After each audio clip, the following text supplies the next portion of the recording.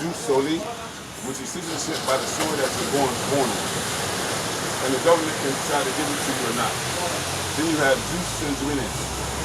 Jus sanguinis is the law that says that you are born into your nationality. This nationality by blood. This country recognizes both. You could be born to a Sierra Leonean in Australia, and as long as you can prove that that's my mama and my daddy, they will give you your citizenship here because they have that already on their constitutional book.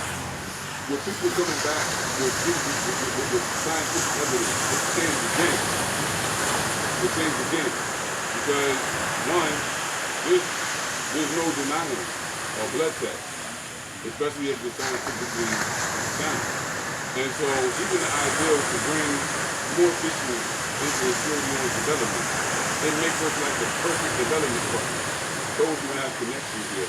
Everybody don't have the blood connection. Some people got different kind of connections here. But for those who have the blood connection, they can get the citizenship for at least almost a decade. Now after Isaiah Washington got his, he didn't open up the door for anybody to get there.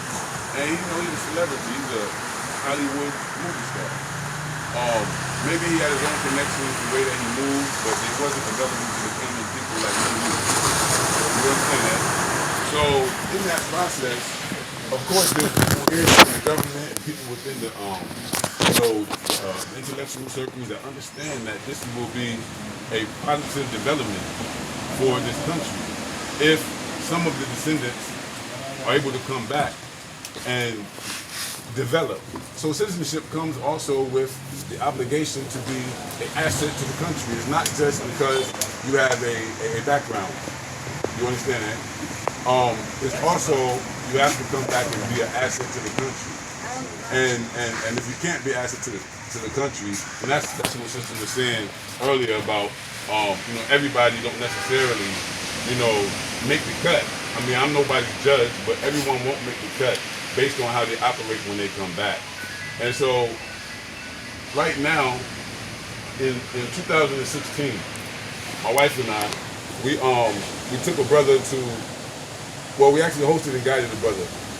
And the brother came, we heard about him to the Gullah Nation of North America, and they said, hey, this guy is coming. This guy is coming. Y'all need to help him. He don't have nowhere to go, and he wanted to connect with his people. The brother ended up being a Tindi descendant. We happened to be connected with the Tindi people. In fact, I took him to the village, the first village I ever entered in Africa. Me being a Medinka descendant and him being a Tindi descendant, it was easy for me to introduce him to the people that I had already been building with for years. So we facilitated that connection. And at that time, we also approached the Sierra Leone government through the monuments and relics to appeal for citizenship for people with DNA testing. So I don't know, but I don't think that there was ever a group or an individual of African Americans who had a descendancy or a connection here to go directly to a government and say, hey, what about us? And what they told us was, they said, well, if Isaiah Washington got it, of course you can get it. He said, but there's no process. There's no process. There's no process. They can't tell you an exact process, an exact policy. You understand? And so what happened at the end of it is that we was told, go and get a petition. If the Gullah Geechee people and the African ancestry DNA people want to request for their citizenship, then go get your people, y'all make a petition, appeal to the president, and let him know that you guys want to start getting your citizenships. And so somehow, some way, the groups got split. The African ancestry DNA testers went one way, and the Gullah Geechee people went another way, or got left behind. We didn't go another way, we got left behind. And what you see now is the result of that first brother coming, us connecting him to his people, him coming back for several groups with numerous people, them applying for their citizenship, groups splitting off of them, groups splitting off of this African ancestry DNA testing group, and going their own path to create their own clique, their own circle, and the split off group actually getting the citizenship before the group that was led by the man who first went in 2016 with us. Wow. So there's been disunity among the African ancestry DNA testers coming back to Sierra Leone, and there was not a process.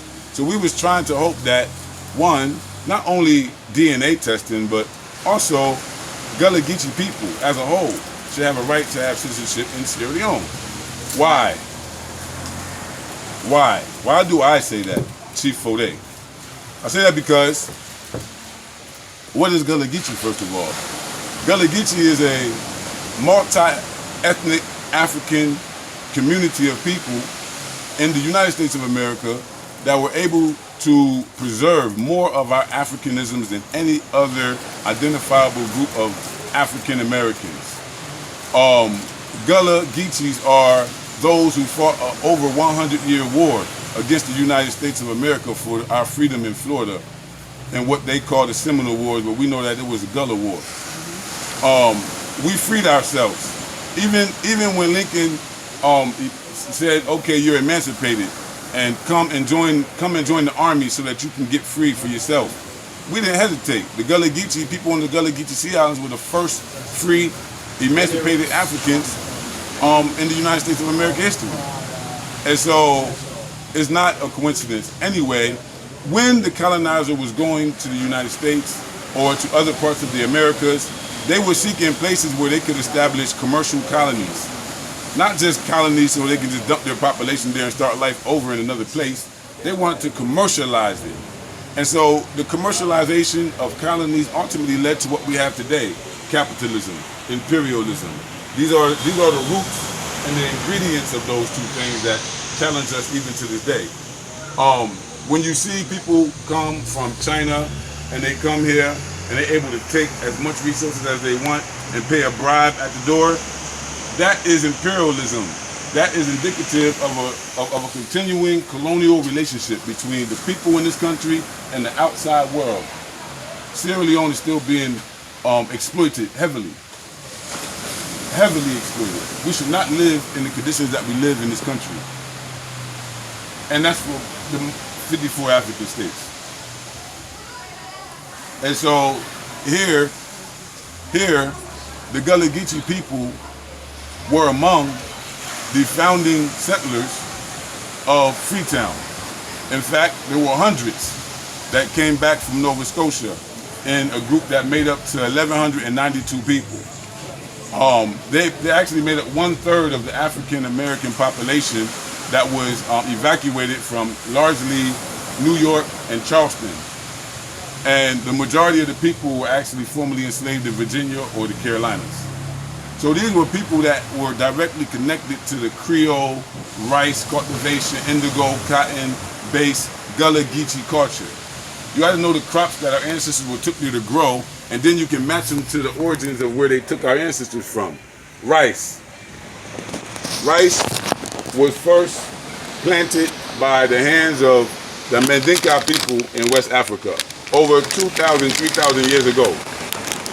When I say that, it's very important to know that there's only two seeds of rice that can grow on Earth.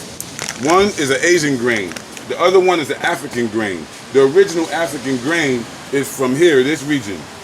The European called from Senegambia to Liberia the Rice Coast, or the Upper Guinea Coast, because rice was the staple here.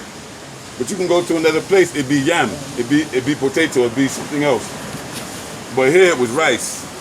Here in Salon we say we cham rice for breakfast, we cham on for dinner, we cham on for snack. You get to eat rice 2-3 times per day.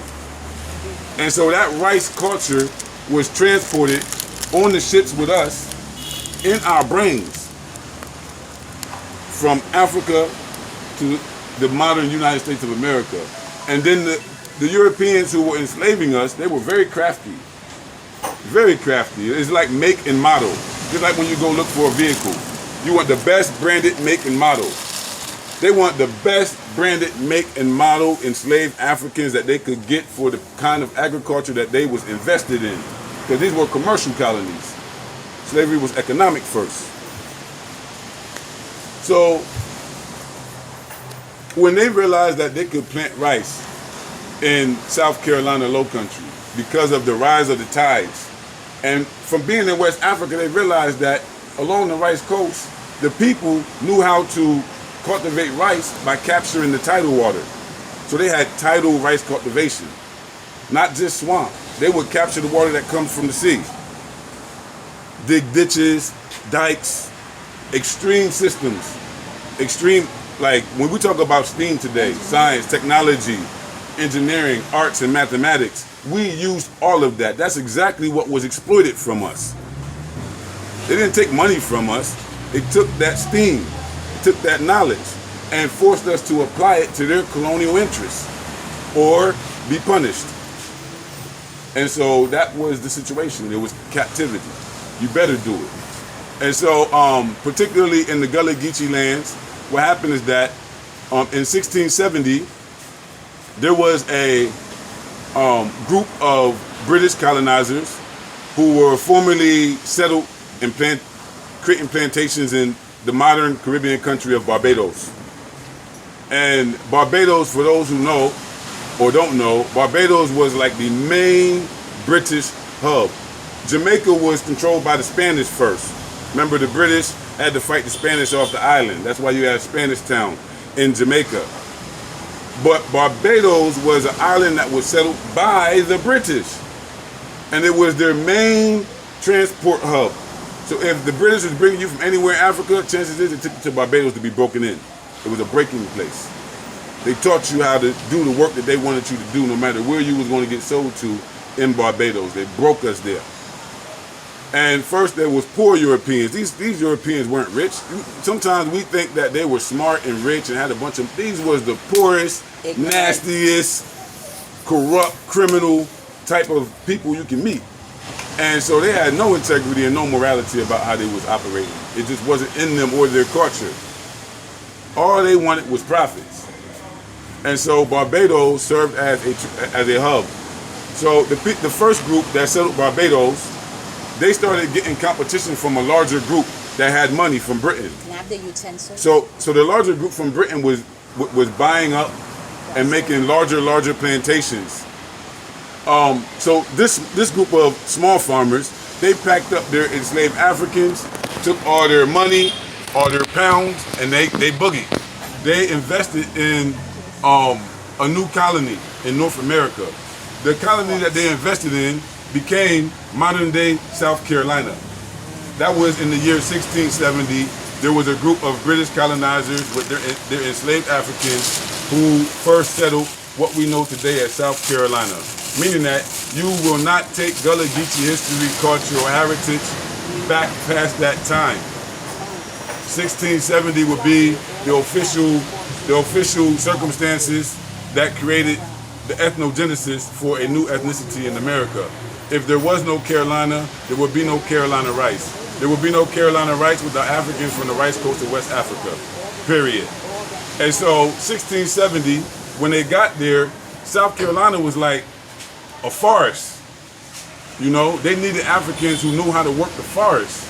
They needed Africans who knew how to catch the tide waters.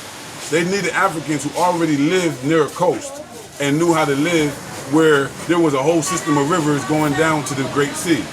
If you look at the topography, the geography of Sierra Leone on the map, and you look at the geography of South Carolina on the map, they are almost the same exact size.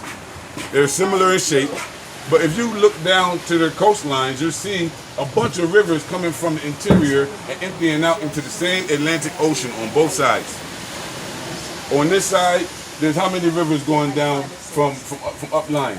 How many rivers empty out into the Atlantic Ocean in this own territory known as Sierra Leone today? You go to South Carolina, you find the same thing. So that gave like a similarity. You can bring people from Sierra Leone and they could actually have all the knowledge they need to transform this into a prosperous commercial colony because they know this terrain. So the first thing that the Europeans did, they didn't immediately start to transport Africans in. They had Africans with them, but first they were just trying to settle their colony. So they had to clear the land and stuff like that. So they began to look for what kind of cash crop will they be able to grow that will make the colony wealthy, that they can grow it process it, package it, export it back to Europe, export it around to their colonies, and then their white people would buy it, and the people who got the plantations would get rich. The people who are in the middle would get rich. So that was their big scheme. At the end of the day, in 1672, here in Sierra Leone, 2 years after the people from Barbados went and settled South Carolina colony, 2 years old, Bunch Island was opened up here by the British government originally. It was the British Royal African Company, BRAC. They used to brand our ancestors with that, so that you will know this is one from Sierra Leone. When I say brand, make, and model, I'll get back to it. Sierra Leone was a brand of enslaved Africans. When they came from Sierra Leone, you knew that they could do certain stuff that the other ones couldn't do. If you need to clear a forest and you need artists that know how to work with iron, people who are expert farmers can put seed in the ground and it will grow anywhere, you need people from here. There was expert farmers, and there still are expert farmers here. And so another aspect that we sleep on as well is medicine. European, now they're running around like they have medicine. But the reality is that in those days, they needed our remedies. We knew the leaves and the roots. We knew the plants. And even when we went to America, we learned them back. We mastered them back. So we didn't have hospitals. They didn't take us to hospitals. Hospitals only been desegregated for what? 50, 60 years, if that. So this is the conditions that we were living in, that we no longer live in, that we have to put ourselves into the mind frame of to get an understanding. So in 1672, Bunch Island was first established as a British fortress, commercial fortress. Again, commercial. Their purpose is always commercial. Don't forget it. Christianity, commerce, colonies. That's the Europeans' economic system. So, so to bring it up to speed for you, in 1672, Bunch Island began to literally send Africans to British colonies in the West. By 1700, the colonizers in South Carolina realized that they could plant Asian rice. Because by that time, they had circumvented Africa. They was over there in India. They was messing with them people now. So they was getting hold of that rice. And they needed something that they could feed the enslaved Africans so that they could work, so they can have strength. So in around 1700, they realized that they could grow West African rice. And that the Africans from that region already knew how to do everything. They didn't have to teach them nothing. They didn't have to be literate, nothing. All they had to do was put them in a situation and they was going to naturally grow rice plantations. Yes, and so the first cash crop that brought immense wealth to the state, back then it was a colony of South Carolina, was rice. If you check, even the people in South Carolina today eat a lot of rice. And so that rice connection is actually a regional connection in Africa. It's not just a connection that's by coincidence. The Europeans said, we need these Africans that grow this rice in this part of Africa to go over here to this colony and make us wealthy. And they came here. Now on the other hand, right? So that was around 1700. I'm getting to where I'm going now so you can understand the connection between Gullah Geechee people and Sierra Leone. By the early 1700s, South Carolina had an enslaved African majority, and it maintained it all the way till past emancipation.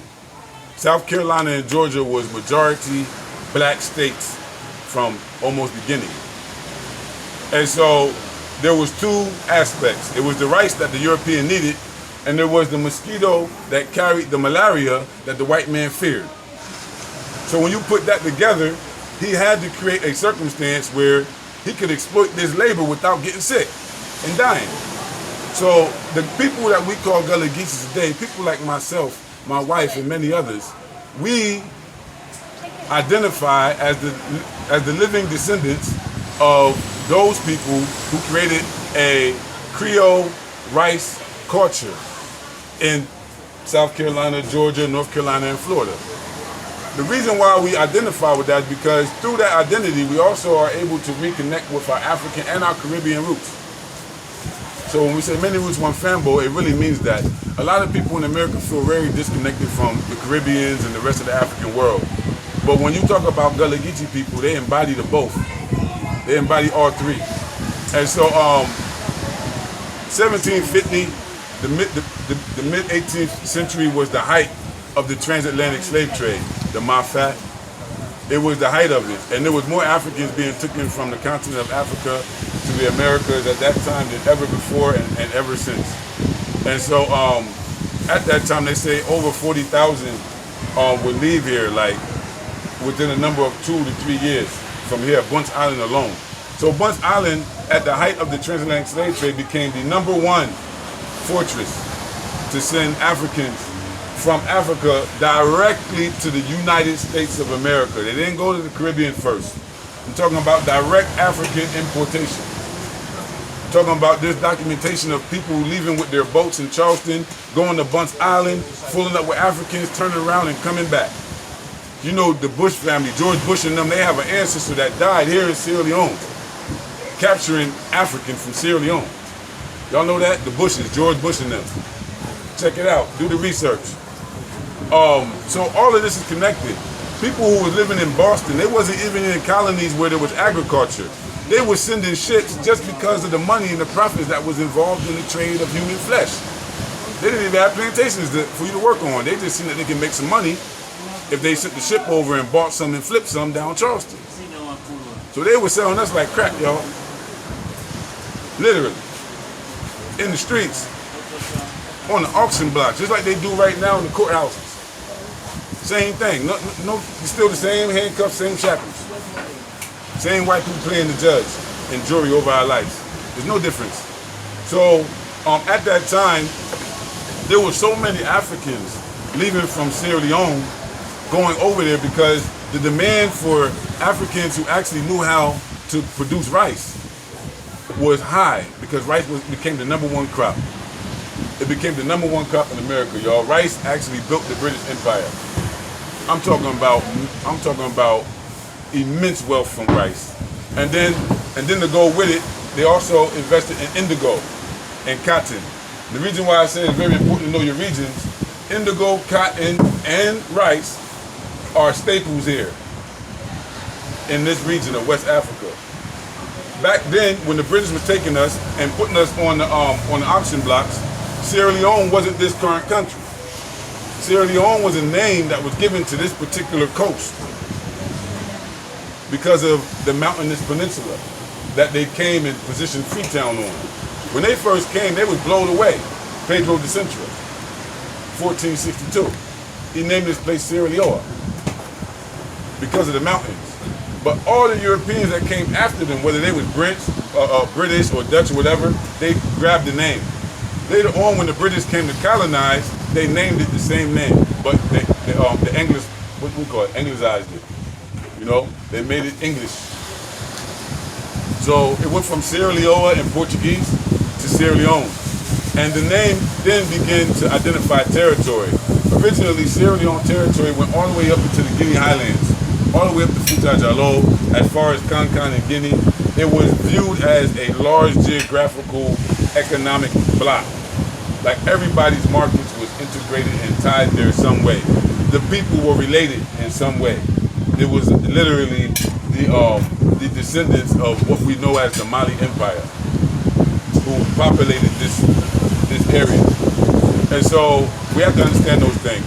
Now, to go forward, when the American Revolutionary War broke out, the British valued South Carolina as a very profitable colony.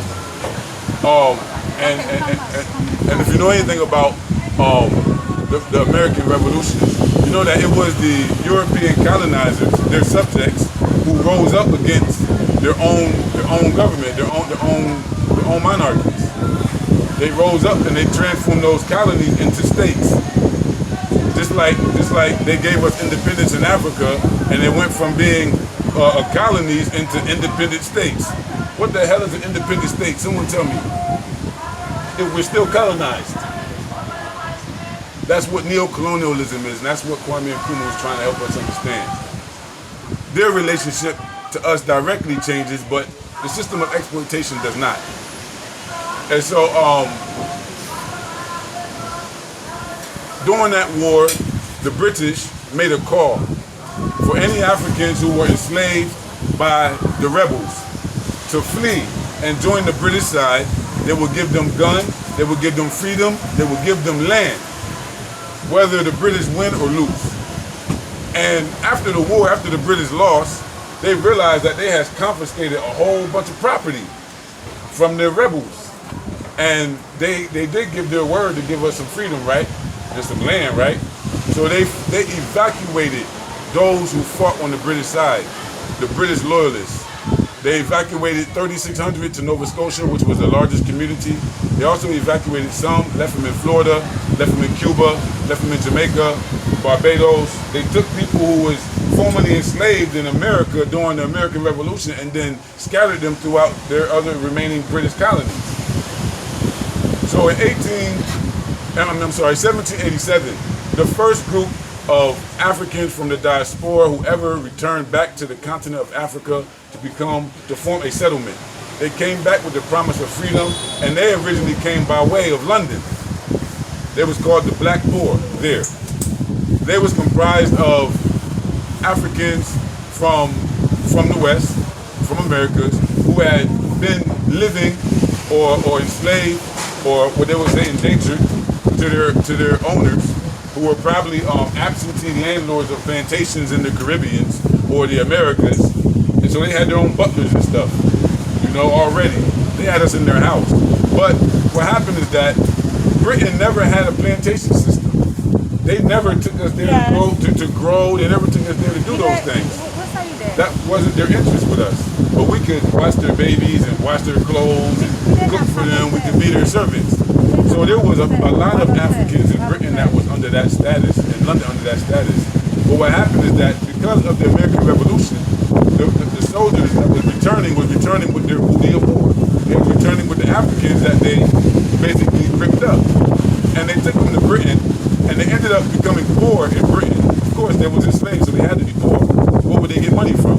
But what happened is that they released them in Britain. When they released them in Britain, they didn't have any social welfare system. Nobody took care of them. So the abolitionists, the anti-slavers, the same ones who pushed commerce, Christianity, and colonialism in Africa, while on the other end saying, well, we're suppressing the slavery.